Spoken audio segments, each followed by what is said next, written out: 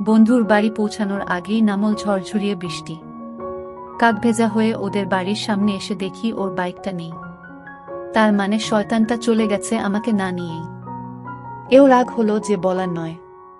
ছুটির দিন দুপুর বেলায় কোথায় ঘুমাবো তার বদলে ভিজে চান করে রাস্তায় দাঁড়িয়ে আছি। এখন বাড়ির সবাই ও শুয়ে পড়েছে, ডাকাডাকি করলে কপালে বিস্তর বকাচকা আছে। দুপুরটা এখানেই কাটাতে হবে। এ বাড়িতে রাহুল ছাড়াও ওর দিদি অপর্ণা থাকে, আর ওদের কাজের লোক পূর্ণিমাদি। নাম ধরে বেশ কয়েকবার ডাকাডাকি করলাম, কিন্তু বোধহয় বৃষ্টির জন্যই কেউই বের হলো না। রাহুলের ঘরে ঢোকার একটা রাস্তা আছে বাড়ির পিছন দিয়ে। দরজা খুলল না দেখে বাধ্য হয়ে ওই পথ দিয়ে বাড়ির পিছনে গেলাম। যদিও এখন একেবারে চান করে গেছি, কিন্তু বৃষ্টিটা এখন মন্দ লাগছে না।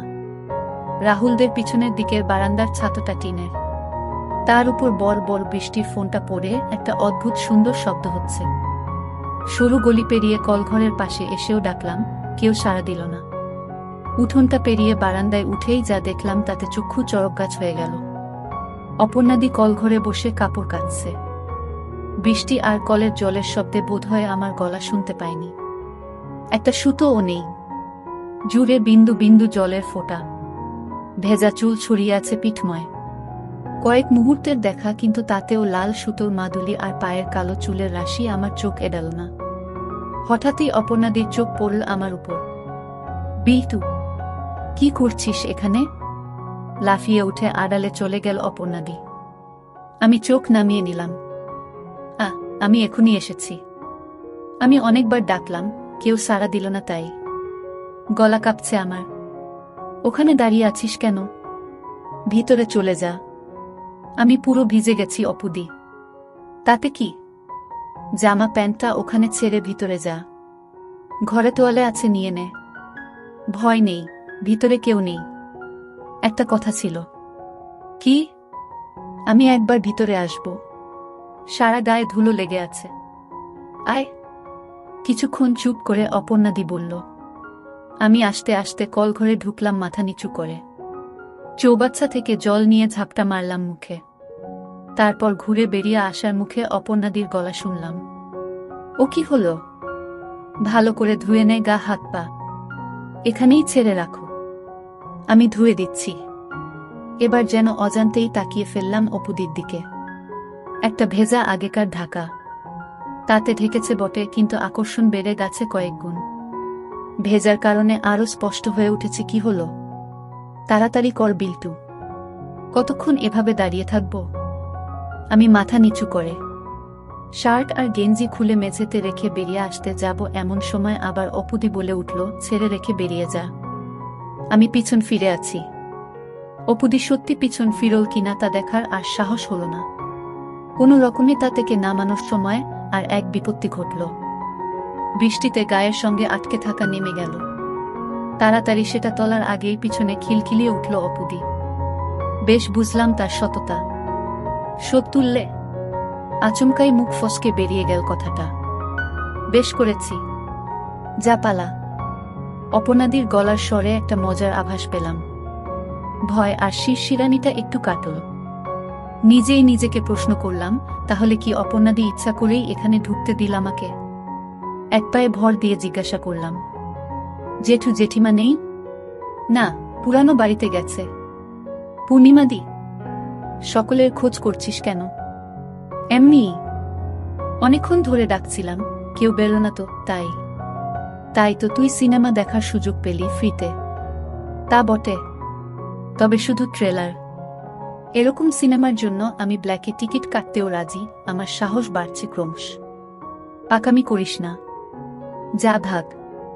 অপুদি? কি? একবার দেখাবে? মানে? একবার দেখব তোমাকে। কি? প্লিজ, খুব ইচ্ছা করছে।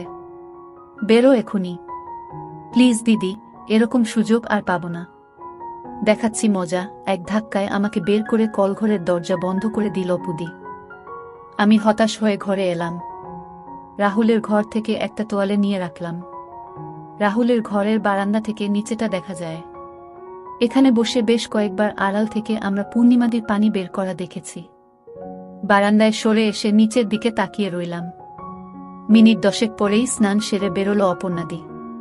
পরে গামছা ছাড়া আর কিছু নেই। ওইভাবেই উঠোন পেরিয়ে পিছনের দিকের দরজাটা বন্ধ করে উপরে উঠে এলো। আয়নার সামনে নিচু টুলে বসল অপুদি। আমি পাউডারের কৌটো থেকে হাতের তালুতে পাউডার ঢাললাম, তারপর অপুদির পিঠে দিলাম। আমি আস্তে আস্তে হাতটা নামালাম। তোয়ালেতে আটকে যাচ্ছে অপুদি। অপুদি কিছু না বলে তোয়ালের গিঁটটা খুলে দিল।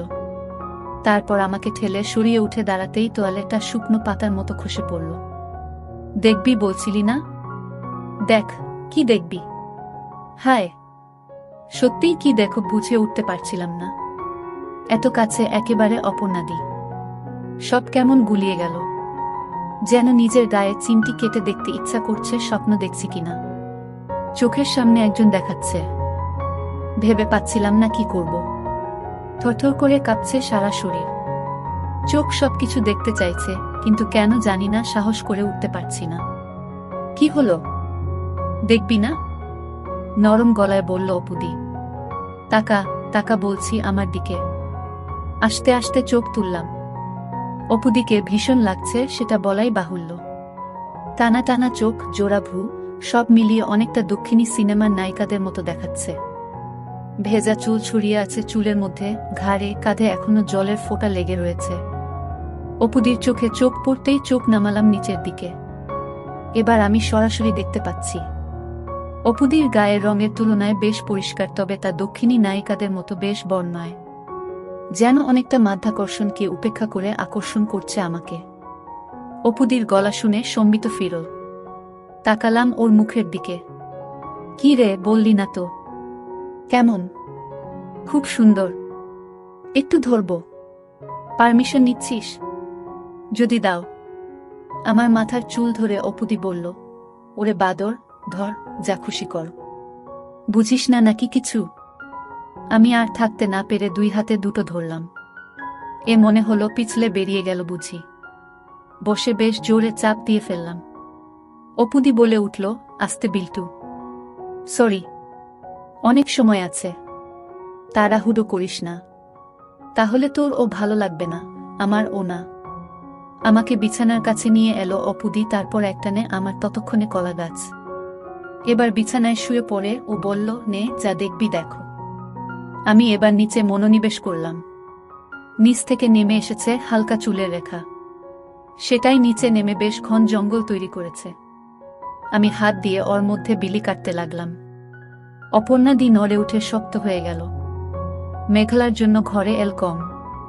তাছাড়া জানালার পর্দাগুলো ও টানা, তাই বিশেষ কিছু দেখতে পেলাম না। আন্দাজে আরও গভীরে নিয়ে গেলাম। এতদিনের ফিল্ম আর ম্যাগাজিন দেখার অভিজ্ঞতার সঙ্গে মিলিয়ে আন্দাজ করার চেষ্টা করছিলাম। নামল নরম একটা সুড়ঙ্গের মধ্যে। অপুদি চোখ বুজে ফেলেছে।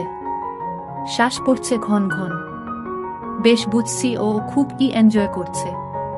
তাড়াহুড়ো করার কোনো মানে হয় না। আমি এবার আমার নামিয়ে আনলাম। ভালো লাগছে অপুদি? কি? বাথরুম এখন? প্লিজ। খুব জোরে পেয়েছে। এখন নিচে নামতে হবে না। এদিকে আয়। বাধ্য ছেলের মতো অপুদিকে অনুসরণ করলাম। বারান্দার এক কোণে এসে পাল্লাটা খুলে দিল। বলল, এখানে করে নে, বৃষ্টিতে ধুয়ে যাবে। বারান্দার এদিকটা গাছে ঘেরা, তাছাড়া বৃষ্টির তোরে এখন চারদিক সাদা হয়ে আছে। গ্রিলের ফাঁক দিয়ে শাবল গলিয়ে দিলাম। হঠাৎ পিঠে নরম কিছু। দেখলাম পিছন থেকে আমাকে ধরেছে অপুদি। ও কি রে, আমি আকর্ষণীয় তো? ভালো লাগলো দেখে। কোনো ক্রমে বললাম আমি। তারপর থেকে আমরা এখনো উঠিনি। আমি প্রশ্ন করলাম, রাহুল কখন ফিরবে? 5:30টার আগে নয়। তোদের ম্যাচটা আজ হচ্ছে না। রাহুল বাকিদের সাথে সিনেমায় গেছে। পূর্ণিমাদি ও ওখানেই গেছে। তুমি জানতে আমি এসব? না তো। তাহলে কি? তাহলে এত সুযোগ করে দিলে আমাকে। তুই তো বারান্দাতেই আমাকে দেখে নিয়েছিস। আর আড়াল করে কি লাভ? বাথরুমে তোর দেখে খুব লোভ হলো। চান করতে করতে ভাবছিলাম কি করব। শেষ পর্যন্ত করে ফেললাম। তুমি খুব সুন্দর অপুদি। তুইও। সর দেখি। নামব। কেন? বাথরুমে যাব। আমিও যাব। তাহলে যা, আগে ঘুরে আয়। আমি যাব না। তুমি করবে সেটা দেখতে যাব। ভ্যাট। যাবই, তুমি তো আমারটা দেখলে। না, আমি দেখব না। অনেক অনুরোধ ও শেষ পর্যন্ত রাজি করলাম অপুদিকে। বাথরুমে আলো জ্বালিয়ে ও আমার মুখোমুখি বসল। তারপর চোখ বন্ধ করে কাজ করতে শুরু করল। ওর পায়ের ফাঁকের কালো জঙ্গলের মধ্য থেকে জলের ধারা বেরিয়ে এলো, প্রথমে অল্প, তারপর কলকলিয়ে। অপুদি। কি? চান করবে একসাথে? করব, তবে আজ না, অন্যদিন। তুই ওপরে যা, আমি আসছি। যাক, তাহলে ভবিষ্যতেও সুযোগ আছে। এটুকু নিয়ে আবার উপরে উঠে এলাম আমি। দ্বিতীয় সুযোগটাও আচমকাই এলো। দুদিন আগে অপুদি হঠাৎ আমার বাড়ি এসে হাজির, সোজাসুজি একেবারে মার কাছে। আমি প্রথমে একটু ভয়ই পেয়েছিলাম, তারপর আড়ি পেতে দুজনের কথা শুনলাম। সেকিরে, কবে হলো? কাল রাতে ফোন এসেছিল। সকালেই মা, বাবা আর ভাই চলে গেছে। একেবারে হঠাৎ তো। তা বটে, বাড়ি তো আর ফাঁকা রাখা যাবে না। তাছাড়া আমার টিউশনগুলোও আছে, তাই আমাকে থাকতেই হলো। তুমি একটু বিল্টুকে বলো, ওর খুব অসুবিধা না হলে যেন এই 3 দিন যদি রাতটুকু আমাদের বাড়িতে গিয়ে থাকে। অসুবিধা আবার কিসে? দিনরাত আড্ডা মেরে বেড়াচ্ছে। ওকে কি আমি একবার জিজ্ঞাসা করব? না না, তোকে কিছু জিজ্ঞাসা করতে হবে না, ও যাবে। তাহলে বলো রাতের খাওয়াটা আমার সাথেই খেয়ে নেবে। আমাদের তো রান্নার লোক করে দিয়ে যায়, অসুবিধা হবে না। ঠিক আছে, আসি তাহলে। সে কি, কিছু খাবি না? না গো, একটা ব্যাচ বসিয়ে এসেছি, রিক্সা দাঁড়িয়ে আছে। যা তাহলে, সাবধানে যাস। অপুদি বেরোনোর আগেই আমি এক দৌড়ে নিচে নেমে এলাম। অপুদি যাবার সময় আমার দিকে মুচকি হেসে বেরিয়ে গেল। আমিও হাসলাম। মায়ের হুকুম অনুযায়ী রাত 8টা নাগাদ সাইকেল নিয়ে রাহুলদের বাড়ির দিকে রওনা দিলাম। অবশ্য যাবার আগে একটু কপট আপত্তিও করেছি। আমাকে কেন? ধুর, অন্যের বাড়ি রাতে থাকতে ভালো লাগে না। এইসব আর কি। কিন্তু মা বলল, একটা মেয়ে বাড়িতে একা থাকবে। তোর কি কোনো কাণ্ডজ্ঞান নেই? আপত্তি না বাড়িয়ে আমি বেরিয়ে এলাম। পৌঁছাতে 5 মিনিটের বেশি লাগলো না। অপুদি দোতলার বারান্দায় দাঁড়িয়েছিল। আমায় দেখে নিচে নেমে এসে দরজা খুলল। আমি সাইকেলটা সিডির নিচে রেখেই ওকে পিছন থেকে। অপুদি বোধহয় সবে স্নান করেছে, চুল এখনো ভিজে। দুহাত দিয়ে ধরে ঘাড়ে আদর খেতে লাগলাম। অপুদি কিছুক্ষণ পরে বলল, আর না। রান্নাঘরে পূর্ণিমা দিয়াছে। দুজনে ওপরে উঠে এলাম। ঘরে টিভি চলছে। চ্যানেল পাল্টে পাল্টে কিছুক্ষণ টিভি দেখার পর পূর্ণিমাদি এসে জানালো তার কাজ শেষ। অপুদি নিচে গিয়ে দরজা দিয়ে এসে কাউকে ফোন করল, সম্ভবত রাহুলকে, কারণ হ্যাঁ, সব ঠিক আছে, চিন্তা করিস না, বিল্টু থাকবে, বাবা মার খেয়াল রাখিস, এই কথাগুলো কানে এলো।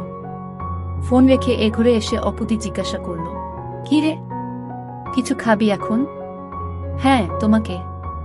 খুব পেকেছিস। দাঁড়া, তোর হচ্ছে। বারান্দার জানালাগুলো বন্ধ করে অপুদি পাশের ঘরে চলে গেল। আমার আর তর সইছে না। বুকের মধ্যে কেমন একটা করছে, গলা শুকিয়ে আসছে। ঠিক ভেবে উঠতে পারছি না যে অপুদির মতো আপাত গম্ভীর একজন মেয়ে আমাকে ডেকে এনেছে। কয়েক মিনিট পরেই ও ঘর থেকে অপুদি ডাক দিল, আয়, এ ঘরে আয়। পাশের ঘরে গিয়ে বেশ অবাক হলাম। এর মধ্যেই অপুদি ঝুল হাঁটু অবধি।